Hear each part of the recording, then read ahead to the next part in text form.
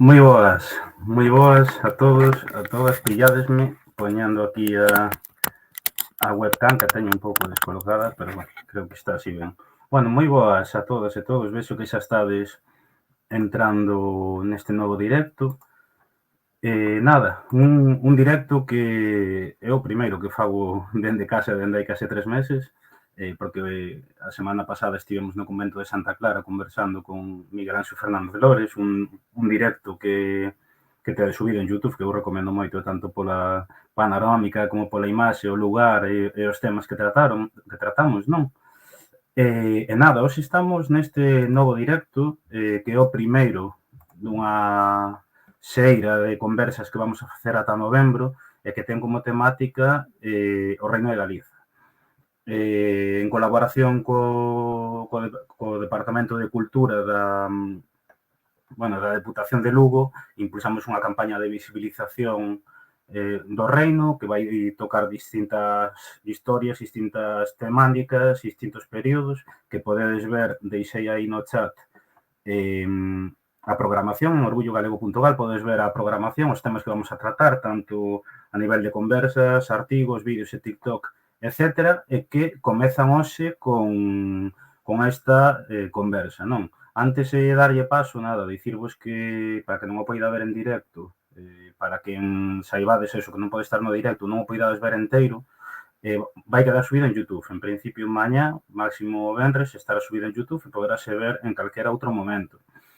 E nada, como digo, a programación está subida na nosa página web, divulgarémola tamén nos próximos días, a finais de semana vamos a sacar xa a imaxe gráfica para as redes sociais.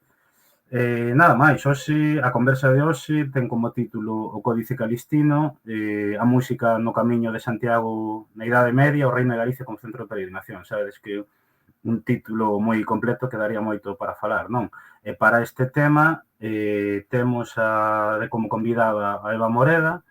Bueno, ela naceu na Veiga, en Asturias, é escritora en lingua galega e é profesora titular de musicoloxía na Universidade de Glasgow. E vai ser a persoa que conversemos hoxe sobre un tema tan interesante. Entón, voulle dar paso a ver si comezamos.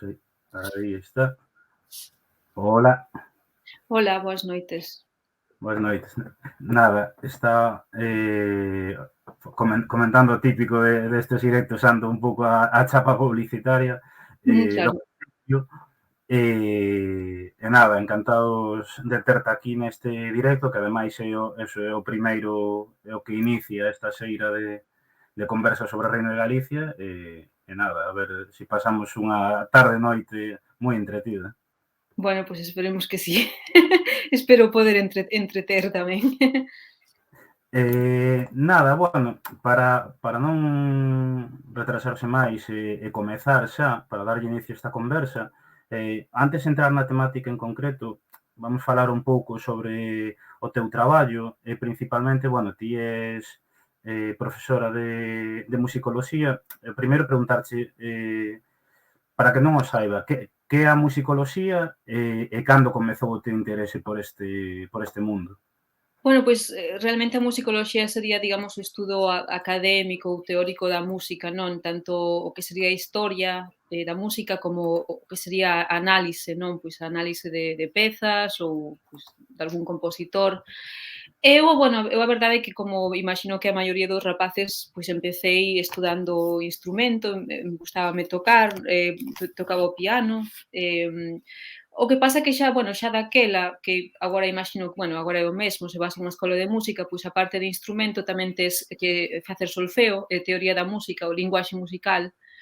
É unha cousa que normalmente aos nenos ou aos rapaces non lles adoita gustar, pero a min a verdade é que a un certo punto empezoume a interesar, empezoume a gustar, non? Pois como era eso da teoría, non? Do que tocábamos.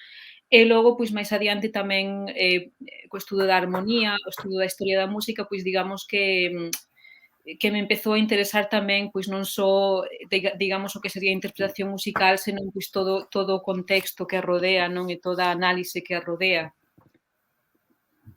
Bueno, é un campo que, bueno, para moita xente é moi descoñecido, non?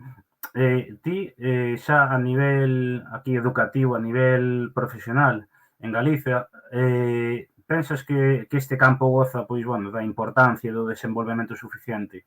Eso, tanto a Eh, nivel social, educativo, profesional, etcétera. Sí, bueno, a verdade é que en Galicia hai unha certa particularidade, non, que, bueno, cando estudiei eu, que foi antes do plano de Bolonia, a carreira de musicoloxía era un segundo ciclo, eh, e non se podía estudar en Galicia, o sea, ese segundo ciclo non existe. E agora, espero non estar errada, pero penso que tampouco existe en Galicia un grado de Mm, musicoloxía, non. Entón, o que sí que hai que, por exemplo, na Universidade de Santiago, na Facultade de Historia da Arte, sí que houbo pois cátedras de musicoloxía, das algunha asignatura, non, do grado de Historia da Arte, tamén en conservatorios hai pois profesorado que pode dar historia da música. Entón, digamos que falta, sí que falta, non, ao mellor, pois esa facultade ou ese mm, departamento de musicoloxía, digamos que a xente está un pouco esparexida. Pero tamén é verdade, non, pois que se fixeron, que se fan investigacións pois moi dignas ou moito máis que moi dignas. Por exemplo, o profesor José López Calo, que, bueno, estaba na Facultade de Historia da Arte en Santiago, bueno, era un dos grandes nomes, non, da musicoloxía, xa non a nivel galego, senón a nivel internacional, o sea, era mm, moi recoñecido a nivel internacional. Hoxe segue habendo xente, non, pois que ten o seu recoñecemento no seu campo. Tamén estanse facendo cousas moi interesantes fora da universidade, por exemplo, a Central Folk, que é unha editora e escola de música tradicional, eles mm, publican, non, pois unha serie de libros sobre temática de música tradicional que na súa maior parte están escritos por persoas que non, o sea, non teñen un traballo na universidade, o mellor pois sí que están formados, pero non teñen, digamos que se fai un pouco este traballo a marxe das universidades, non? Entón, pois, digamos que un pouco mixto, non? Porque sí que se fan cousas, pero ao mellor sí que falta, non? Pois esa cátedra ou ese centro, non? De musicoloxía en Galicia. E ademais, bueno, non sei se hai algún tipo de reivindicación nese eido para que se poida conseguir ou está un pouco que digamos No, que pois eu a verdade é que non teño noticia, non, de ningunha iniciativa, non, así como outras carreiras, non, pois sí que hai como un clamor popular, non, que debería darse mm, medicina na Coruña, cousas así, pero eu no tema da musicoloxía a verdade é que non coñezo a ninguén, non, pois que estea dando esa campaña, non, mm, pero bueno, sí que hai xente, o sea, hai xente, como che dixen, que está facendo así traballos, non, e seguen mm. adiante dese xeito. Que bueno, que aparte é algo importante para comprender todo o que vamos a comezar a falar xa agora, non? E ti, de feito, como indicaba antes, traballas na Universidade de Glasgow como profesora de musicoloxía. Eh, Eso, que coñecemento teñen, bueno, tanto os alumnos como, podemos falar, profesores, investigadores, máis a nivel académico ou profesional, o que vamos a falar hoxe, do papel do Reino de Galicia como centro de peregrinación, a importancia da música no camiño, na arquitectura, na catedral, etcétera. Sí, bueno, a verdade é que, a ver, obviamente o estudo da música medieval pois só é unha parte, digamos, da musicoloxía, non? Pois hai tanto diversas épocas como diversos xéneros musicais, pero sí que no estudio da música medieval eu diría que calquera que estudie un pouco axiña se atopa co Codex Calixtinus, non? Co Códice Calixtino do que imos falar nesta conversa, porque é un dos manuscritos de meirande importancia a nivel europeo, bueno, ou mundial, non? Porque daquela, Mm, digamos que a única música que se coñece, pois, era a que se facía en Europa, non? A única da que quedan manuscritos. Entón, sí, eu penso que calquera, persoa que se interese pola música medieval, pola musicoloxía medieval, vai ter Galicia moi presente, non? Tanto polo Códice Calixtino como por outros 2 grandes manuscritos ou repertorios que son as cantigas, sobre todo bueno, as de Martín Codax, non? Que foron as que nos chegaron con notación, as únicas ou case as únicas escritas en lingua galego-portuguesa, e logo as cantigas de Santa María, que claro, foron feitas ou compiladas polo rei Alfonso X el Sabio, que era rei de Castela, pero están en lingua galego-portuguesa. Entón, eu penso que calquera persoa que teña algo de interés pola música medieval vaille soar moito Galicia e Santiago, non? Que, bueno, falabas das cantigas, tamén comentar que nos próximos días vamos a sacar un artigo na página web de Eva tamén, que vai a tocar todo ese tema, bueno, que vamos a publicar tamén nas nosas redes sociais. Entrando xa no que ti citabas agora, que é o códice calistino, vamos a, digamos, empezar de cero para quen Mm. comece de cero neste campo e saiba o que é o códice calistino por enriba, pero non moito máis. Como lle explicarías, que lle dirías que é o códice calistino e que importancia tivo no marco do Camiño de Santiago? Bueno, aquí se nos poñemos, digamos, así un pouco estrictos, non hai que falar de dúas cousas semellantes pero distintas, que son o que é o Códice Calixtino e o Liber Sancti Jacobi, ou libro de Santiago. Entón, digamos que o Liber Sancti Jacobi é o que o contido do libro, non? O texto, mentres que o códice é o obxecto material, é a copia. E claro, Mm, obviamente, do mesmo contido, non, podemos facer diferentes copias. Entón, o códice, esa copia específica, non, pois que se atopa na Catedral de Santiago. Claro, obviamente estamos falando nun momento en que non existía imprenta, se copiaba todo a man, entón, pois claro, cada copia pois pode ter diferencias, pode ter discrepancias, non? Entón, iso é interesante tamén. O que sería o Liber Sancti Jacobi, digamos, o que sería o libro contido, pois é un libro, un documento que se compila a mediados do século XII, o sea, cando as peregrinacións a Santiago están pois empezando a despegar, xa hai un certo auxe. Bueno, é un texto moi amplo que consta de varios libros, non? Consta de 5 libros, e apéndices tamén, e digamos que se cadra os máis coñecidos, ou polo menos así para o que nos interesa, non sería pois o libro primeiro, que ten música, que imos falar del, un dos apéndices que tamén ten música de outro tipo, tamén falaremos del, e logo o libro, creo que o libro quinto, é o que moitas veces se describiu como unha guía do peregrino, non? E moitas veces mm, se di ou se dixo, bueno, isto é como unha guía turística para peregrinos, pero claro, da Idade Media, sí, non? E a ver, un sí, pouco sí que ao mellor, pois sí que, a ver, temos que salvar moitas distancias, pero un pouco sí, non? O sea, porque tamén unha das razóns polas que se fixo este libro, polas que se compilou este libro é por dar auxe, non, ao que é Santiago como centro de peregrinación e como camiño, non? É dicir, na Idade Media tamén os centros de peregrinación pois competían un pouco entre eles, non? Entón, pois é normal, non? Pois que a catedral mm, de cada sitio ou as autoridades de cada sitio pois que intentasen, digamos, darse así un pouco de bombo, non? De publicidade, decir, bueno, pois mirade todas as cousas que ides poder coñecer se facedes o camiño e toda esta música tan bonita. Entón vai o tema un pouco por aí. Si, e como xa dixen, pois o Códice Calixtino pois é a copia en concreto, non, que está na Catedral de Santiago.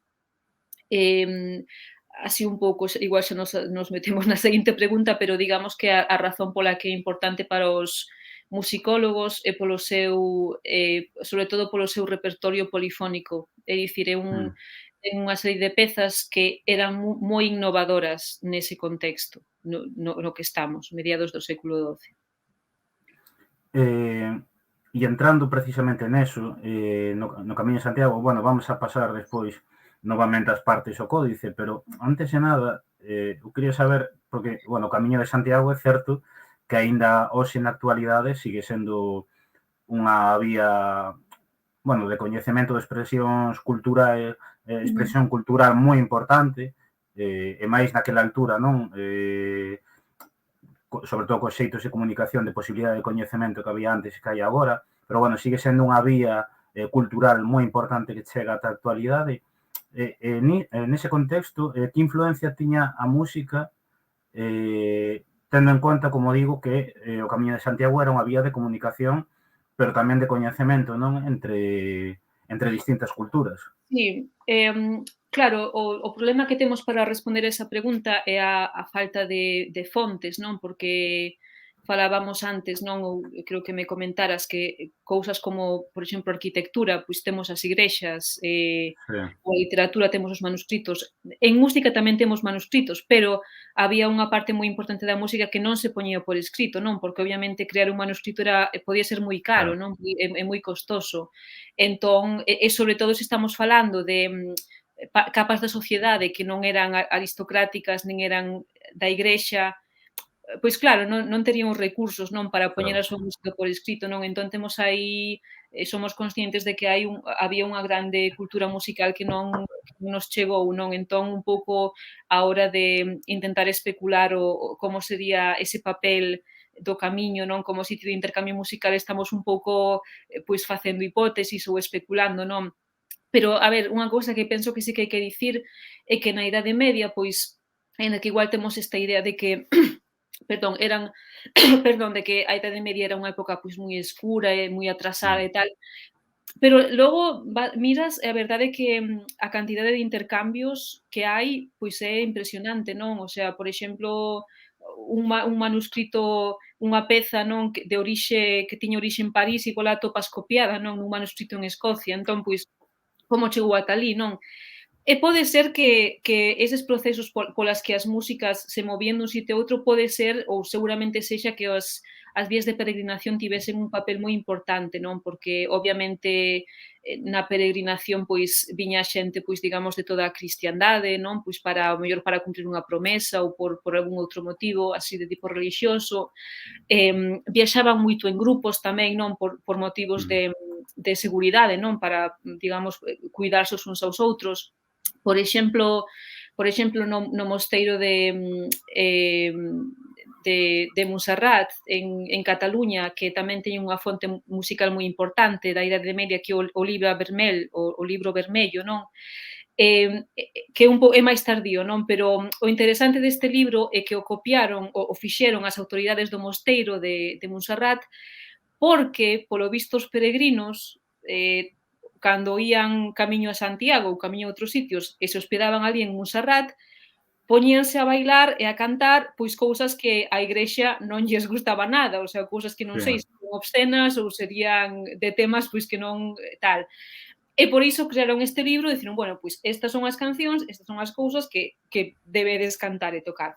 Pero claro, o que nos di este episodio, o que nos fai ver é que estes grupos de peregrinos, pois sí que tamén seguramente a música e a danza sería unha parte importante, non, da experiencia de estar en colectivo, non? Pois de ir mm. descansar ou mesmo de, non sei, o mellor, pois eso, camiñar xuntos. Entón penso que sí, que algunha cousa sí que podemos, aquí e ali, non, pois, adiviñar.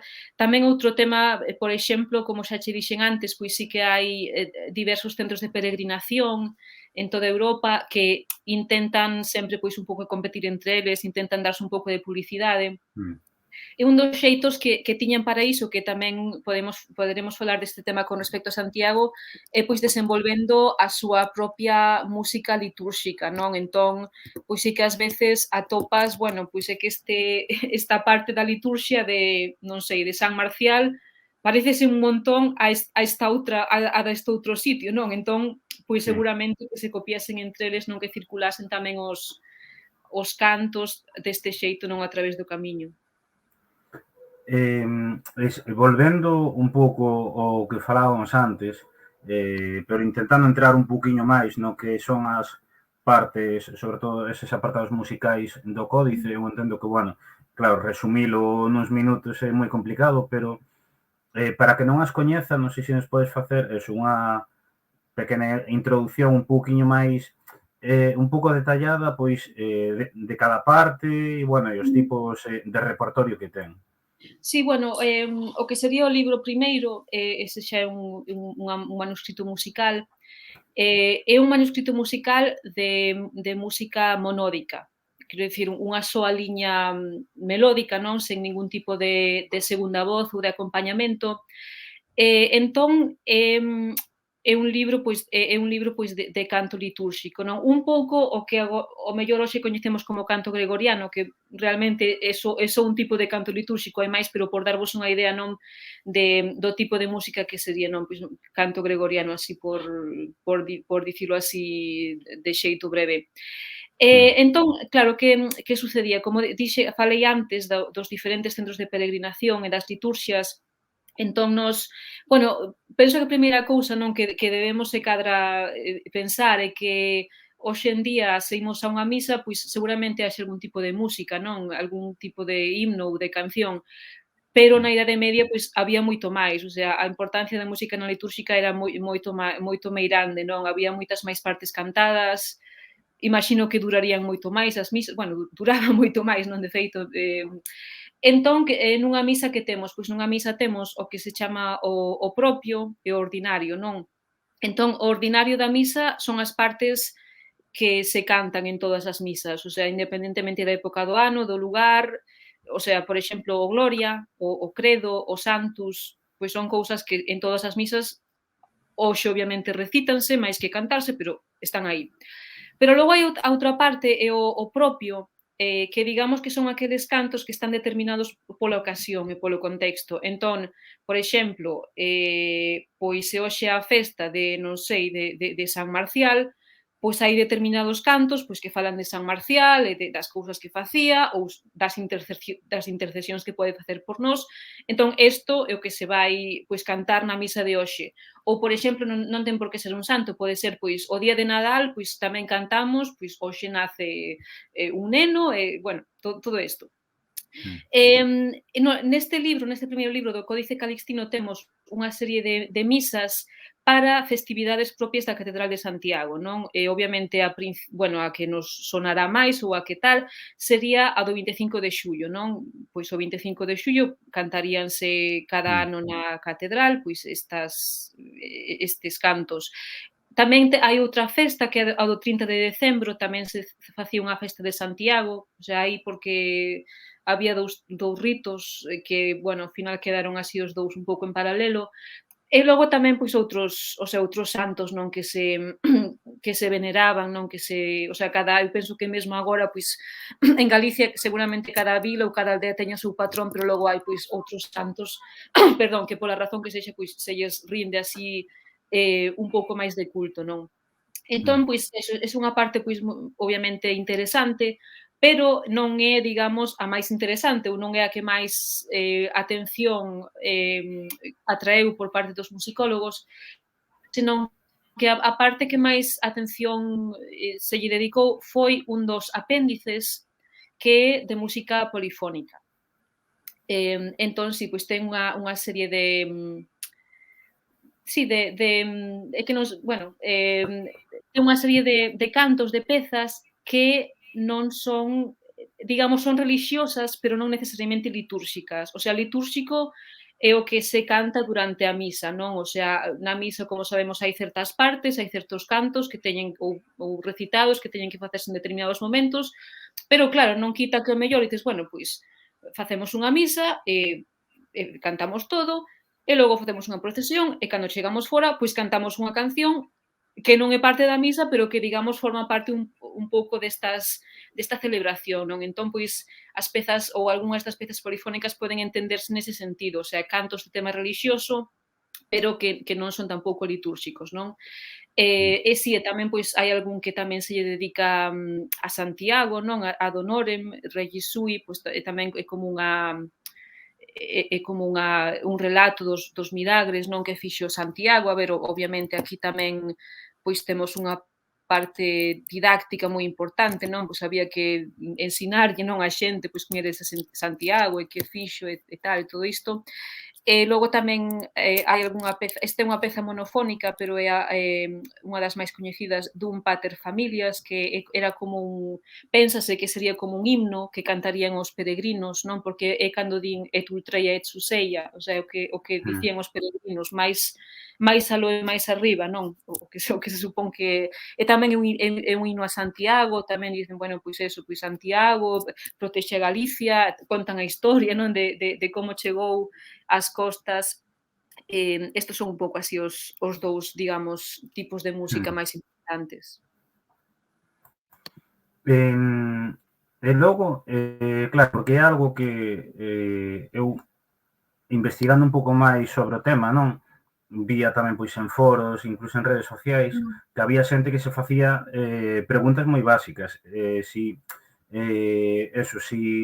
Sobre todo de si eran cantos populares tamén dos peregrinos, si eses cantos populares os peregrinos tiñan algún tipo de vínculo con cantos de carácter máis litúrxico, non?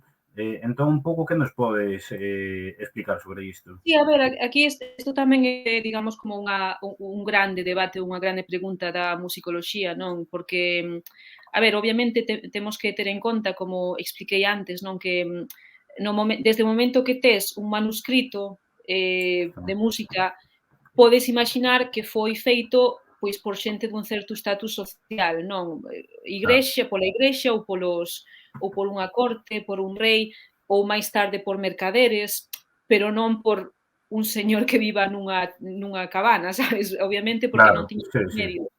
Entón, sabes, para todo o que sexa, digamos, os cantos ou as músicas máis populares, máis do pobo, máis tradicionais, temos que ter sempre moito cuidado, non? O sea, pode ser que algunha desas melodías, como pode ser neste caso os cantos dos peregrinos, pode ser que se puxesen por escrito, nestes manuscritos, digamos, máis cultos, pero, sabes, é Mm, unha hipótese que temos que barallar, pois, con moito cuidado.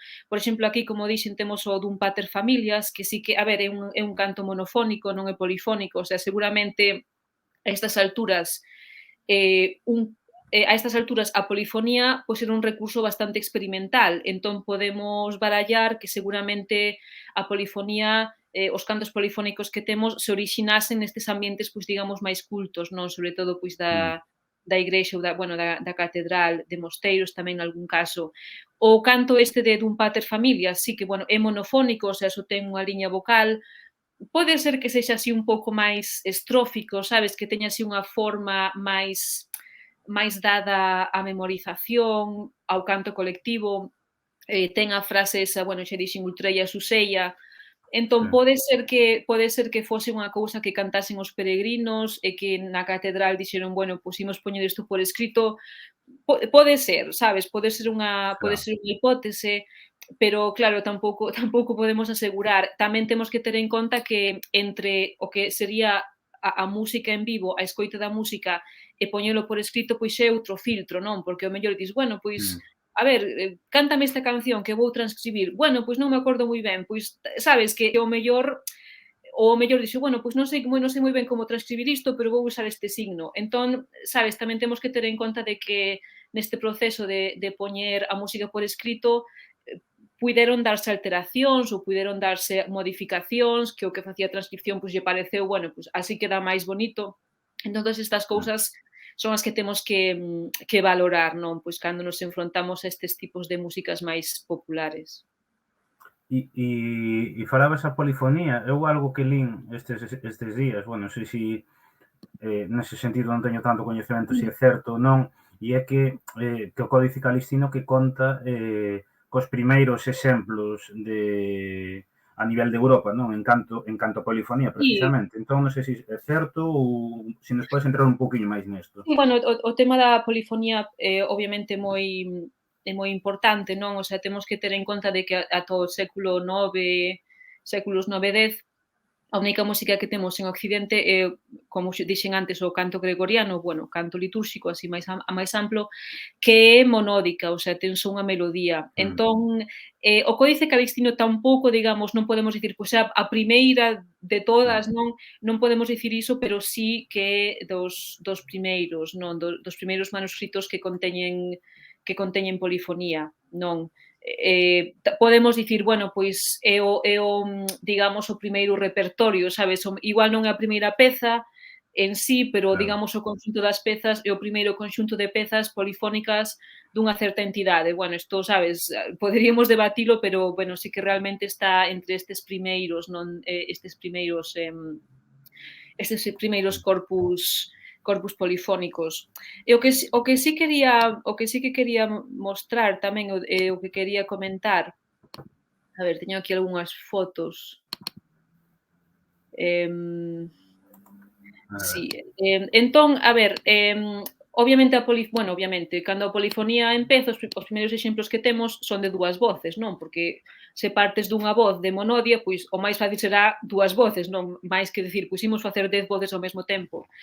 Claro. Entón, se os primeiros exemplos son de dúas voces, as pezas polifónicas do Calixtino son a dúas voces, excepto por unha que vos vou mostrar, pero isto tamén A é ver, sí. polémico, eh?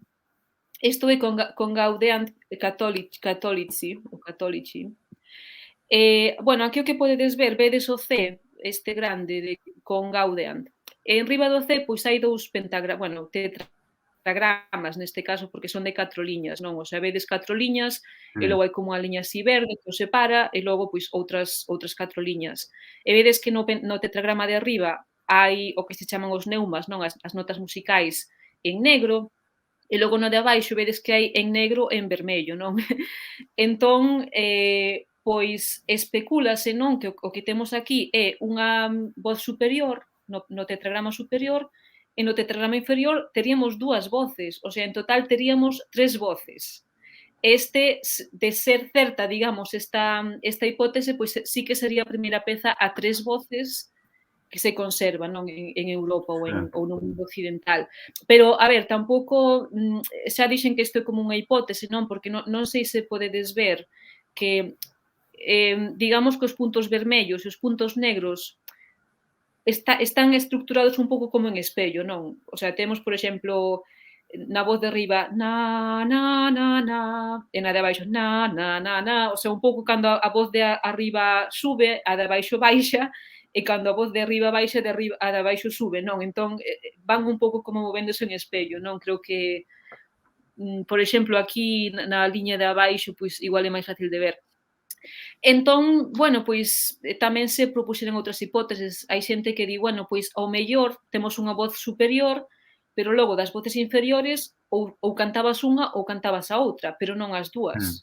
O sea, como xa dixen, pois non é tampouco certo, non, pois que sexa este o primeiro exemplo a 3 voces. Podería ser, non, pero Claro, pero bueno. estamos falando de hipótesis realmente, non é nada a ciencia Sí, certa, digamos. claro, claro, porque temos poucos documentos a esta altura, temos poucos documentos de como realmente como se cantaba, non, estas pezas, non? O sea, por exemplo, algo tan básico como o ritmo non o temos claro, non? Porque, en teoría este non é un sistema rítmico, non Mm, temos, non sabemos se na, na, na, na, ou é na, na, na, na, non sabemos.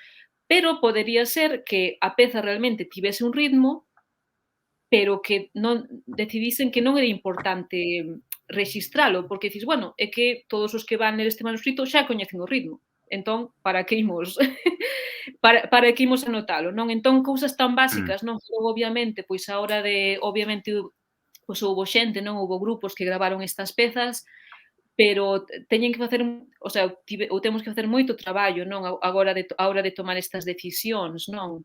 Sí. Non, o sea, non, por exemplo, tampouco sabemos, pois, cal cantaría isto, pois serían unha persoa por voz ou un coro ou usarían instrumentos, non temos unha resposta así, digamos, fixa e segura. Vale. E logo, continuando con todo isto da polifonía, eu investigando un pouquiño máis, lía como que tiña como autores a músicos franceses, que estes, bueno, que traballaban no escritorium da Catedral de Santiago, e a miña pregunta é por que franceses? E si Santiago de Compostela nesa altura non era produtor de cantores aínda. Sí, bueno, a ver, aquí co tema das autorías tamén é outra das cousas que temos que ter moito cuidado, cando estudiamos a música medieval, porque, a ver, obviamente nos na época actual temos a idea de compositor, sabes? Eu se compoño unha peza e lle poño o meu nome, pois é a miña peza e non, o sea, se rexistro na propiedade non hai así Claro. ningunha cuestión. Pero, digamos que nesa época aínda a idea de compositor está así un pouco no aire, non? Porque, por exemplo, o canto litúrxico non ten autor. Quero dicir, seguramente os cantos seguramente os inventase alguén en algún momento, pero como había esta idea, bueno, é que todo ven de Deus, está inspirado polo Espírito Santo, pois como que non quedaba ben, non, pois escribir o teu nome porque era todo, digamos, inspirado Claro. por Deus ou polo que fose. Co tema da polifonía sí que xa empezamos a ter, digamos, as primeiras atribucións non de compositores que realmente sabemos pois que escribiron certas ou outras, pero a ver, tamén hai que ter moito cuidado co tema que aquí tamén había un certo aspecto de propaganda, non? Entón podía ser que, bueno, que este señor de París que é famosísimo, que é un grandísimo compositor ou un grandísimo trovador, non de Occitania ou de onde sexa, entón, ala, pois, poñerlle o seu nome a esta peza porque así, pois, como que como que ten prestixio, non? Se decimos, pois, non sei, pois, mira, esta canción esta peza de Beethoven, e aínda que sexa mentira, claro, como daquela, pois, non había internet, nin te podían pillar así tan facilmente, pois, bueno, pois, un pouco que pasaba por aí, non? E claro, neste sentido, o tema das autorías, pois, tamén está tamén aberto a debate, non? Pois tamén hai, sabes, diversos musicólogos que publicaron, pois, sabes, pois se son certas ou non. Pero claro, o tema de que fosen músicos franceses tamén é importante, porque, claro, Francia, bueno, o que sería hoxe Francia, non? Que obviamente, pois, daquela estaba dividida en diversos reinos e condados e tal, pero de Francia supoñíase que viñen os músicos máis prestixiosos, non? E realmente Francia, o sea, Francia xa con Carlomagno, non? Pois Carlomagno é un pouco que estandariza o repertorio do canto gregoriano, non? Sí. Había moitos os tratados que temos, gran parte deles veñen de Francia, logo a polifonía, digamos, tamén a Escola de Notre Dame tamén é de Francia, Trouvers, trovadores tamén. Entón, digamos que Francia neses séculos iniciais da Idade Media ten moitísimo prestixio e está moi recoñecida pois como centro de desenvolvemento musical, non? Que todas as innovacións pois van vir de bueno, de París ou tamén do que sería hoxe Occitania, sur de Francia. E claro que pode haber, pois eu imagino que aí pois haberá unha mestura das dúas cousas, non? Pois que sí que realmente é moi probable, bueno, non é moi probable, é certo que hai influencias francesas, pero tamén habería unha parte pois de intentar obter prestixio e un pouco darse así un pouco de propaganda, de bombo, dicindo, bueno, que todo isto pois ven de Francia e xa Sí. sabedes que en Francia pois está a mellor música. Por exemplo, algunha cousa así máis certa que temos non desa influencia francesa, pois sí que hai pezas, non, que o que se chama concordancias, o sea, unha concordancia sería cando en 2 manuscritos distintos ou máis tes a mesma peza copiada, non, en diferentes manuscritos. E hai un par de concordancias co que se chama a Escola de San Marcial, que está en Limoges, no sur de Francia. O sea, hai 2 pezas que as coñecemos en Limoges e que chegaron a Santiago. O sea, aí sí que sería un deses exemplos, non, que hai así que houbo transferencia cultural, non? Que se chegaron polo camiño ou non, pero bueno, pero chegaron. E logo outro tema tamén é o tema da notación, non? Porque teño algunha outra imaxe tamén por aquí, a ver. Entón, a ver, obviamente como dixen antes, pois daquela os manuscritos copiábanse a man, non? Entón, pois non había ningún tipo de estandarización, entón un pouco cada un pois facía as cousas como lle petaba un pouco, non? Entón, bueno, esta é unha tabla así de que se chama neumas, serían o nome das notas, non, daquelas. E vedes aquí na parte esquerda tedes Sangal, Messine, Breton, e logo na parte, no que serían as columnas, tedes os nomes dos diversos tipos de neumas, que nomes en latín, e, por exemplo, se miramos o clímacus, por exemplo, pois vedes que son 3 notas descendentes, pero xa vedes que cada unha escribe un pouco así como lle cadra, non? O sea, uns fano así en vertical, outros en diagonal, outros mesturan rayas e puntos, pero bueno, pero digamos que o que sería dentro da mesma rexión, pois sí que cada rexión tiña a súa propia forma de notación. Entón, mirando para a notación podemos saber un pouco de onde ven un manuscrito ou de onde veñen as súas influencias. E aquí temos notación aquitana, non? Tamén do que sería Occitania, non? Bueno, Aquitania, o sur de Francia. Entón sí que temos, digamos, como exemplos máis claros, máis comprobados de influencia francesa ou dos territorios franceses temos estas dúas cousas. E antes, bueno, de seguir avanzando, fan por aquí unha pregunta, din, polo que entendo, o pentagrama inventouse no século XIV. Sí, sí, o primeiro sistema que, bueno, non o primeiro, pero a ver, así por facer un pouco de historia, os neumas que acabamos de ver ao principio de todo, o século IX, X, escribíanse sen pentagrama, o sea que non sabemos cal era a altura dos neumas, e non o sabemos por que o escribían así? Bueno, pois porque a idea era que a xente, os monxes ou as monxas, aprendían os cantos gregorianos, os cantos litúrxicos de memoria, entón os neumas simplemente eran unha orientación, pois sabes se a Claro. melodía sube ou baixa, e a partir de aí, pois, empezan con nada máis que unha liña, non? Logo empezan con dúas, que son o fa e o do, logo 4, e logo, si, cara ao século XIV empezamos a ter 5. Tamén, no século XIV, XV e incluso máis para arriba podemos ter ata 6, 7 en música para tecla, entón que o tema Sí. de estandarizar as 5 liñas como pentagrama, pois é unha cousa, digamos, un tanto moderna, non? Sí. E xa continuando, bueno, co que estamos falando, que, bueno, o tema da música é casi o lugar central do que falamos hoxe. E claro, cando falamos o Camiño de Santiago, principalmente na actualidade, pois cítase moito, pois, eso, as paisaxes, a espiritualidade que hai arredor do Camiño de Santiago, incluso tamén a arquitectura, tamén a mitoloxía, non? As relacións humanas, pero non sempre temos tan presente a música. Entón, xa, digamos, quizáis obviando falábamos nesa época do Códice Calistino, pero ata a actualidade, que lugar, a miña pregunta é que lugar ocupa a música na historia do Camiño? Claro, esa é unha pregunta, pois moi interesante, non? E de feito cando me mandaches, pois non, quedei un pouco pensando, non? Sí que se Claro, cadra nos falta, non, esa historia da música no Camiño, non? Precisamente porque a música pois é tan non ten a materialidade, non, que teñen outras manifestacións.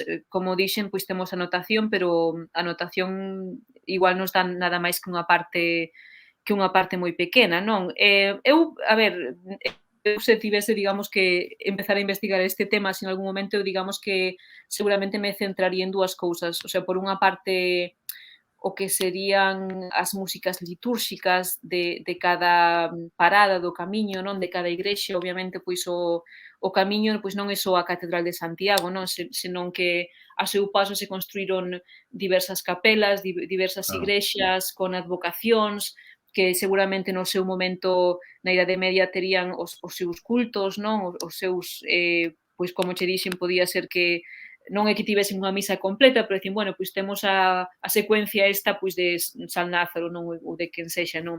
Entón, sabes, todas esas todos esos pequenos fitos, non? Que esas músicas que se desenvolveron, non? Ata chegar a Santiago. E por outra parte, como dixen antes, pois que música facían os peregrinos, non?